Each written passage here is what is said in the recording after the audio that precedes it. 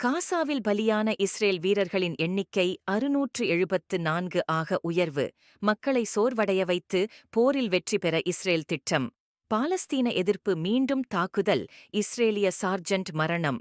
Spain இஸ்ரேலுக்கு எதிராக ICJயில் இணைந்தது. பாலஸ்தீன எதிர்ப்பு மீண்டும் தாக்குதல் நடத்தியது.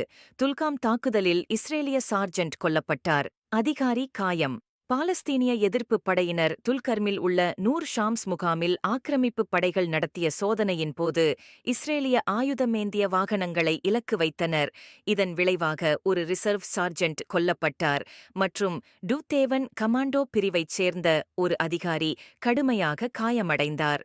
இஸ்ரேலிய பணியாளர்கள் கேரியரால் எடுக்கப்பட்ட தெருவின் முகப்பில் மூலோபாய ரீதியாக வைக்கப்பட்டிருந்த உள்நாட்டில் தயாரிக்கப்பட்ட மேம்படுத்தப்பட்ட வெடிக்கும் சாதனம் IED இந்த கொடூரமான தாக்குதலில் பயன்படுத்தப்பட்டது.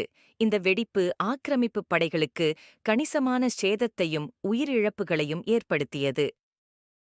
ஆக்கிரமிக்கப்பட்ட மேற்குக் கரையில் சட்டவிரோத இஸ்ரேலிய குடியேற்றத்தின் தலைவர் காசாவிலுள்ள 121வது பட்டாலியனின் இஸ்ரேலின் 8வது படைப்பிரிவின் மேஜர் நடாஃப் நோலர் இறந்துவிட்டதாக அறிவித்துள்ளார். கர்னே ஷோம்ரோன் கவுன்சிலின் தலைவர் யோனதன் குஸ்னெட்ஸ் திங்கள்கிழமை இரவு நடந்த சண்டையின் போது கார்னே ஷோம்ரோனைச் சேர்ந்த நோலர் கொல்லப்பட்டார் என்று இஸ்ரேலிய ஊடகங்கள் மேற்கோள் காட்டியுள்ளன. மத்திய காசாவின் நெட்சாரிம் தாழ்வாரத்தில் அவர் கொல்லப்பட்டதாக இஸ்ரேலிய ஊடகங்கள் பின்னர் செய்தி வெளியிட்டன.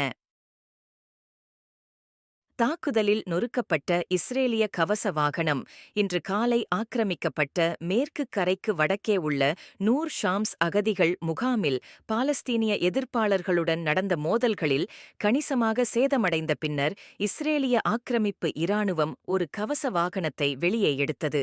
பின்னர் அங்கிருந்து விரைந்து சென்றது. ஜெனினில் இதேபோன்ற தாக்குதலில் மற்றொரு இஸ்ரேலிய ஆக்கிரமிப்பு சிப்பாய் உயிரிழந்த ஒரு வாரத்திற்குப் பின்னர் இந்த சம்பவம் நடந்துள்ளது.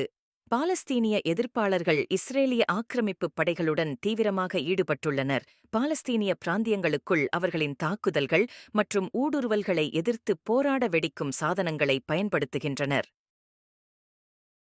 கான்யூனிஸின் கிழக்கிலிருந்து இஸ்ரேலின் வெளியேற்ற உத்தரவு ஹமாஸை அகற்றுவதற்கான அதன் இலக்கை அடைய இயலாமையையும் மக்களை சோர்வடையச் செய்யும் அதன் நோக்கத்தையும் காட்டுகிறது என்று கத்தார் பல்கலைக்கழகத்தின் வளைகுடா ஆய்வு மையத்தின் வளைகுடா அரசியல் பேராசிரியர் லூசியானோ சக்காரா கூறுகிறார்.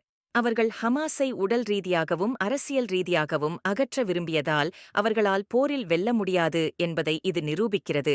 ஆனால் இதுவரை குழு இன்னும் உள்ளது. அதனால்தான் அவர்களை துரத்துவதற்காக அவர்கள் மக்களை நகர்த்த வேண்டும் என்று ஜக்காரா அல் ஜசீராவிடம் கூறினார்.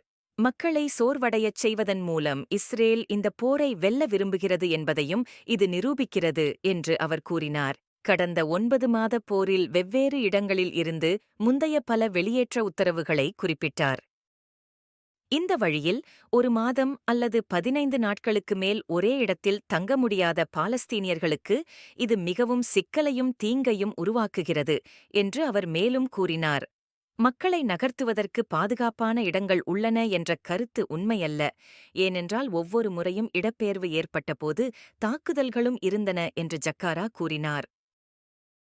காசா இனப்படுகொலை தொடர்பாக இஸ்ரேலுக்கு எதிரான சர்வதேச நீதிமன்ற வழக்கில் ஸ்பெயின் அதிகாரப்பூர்வமாக இணைந்தது.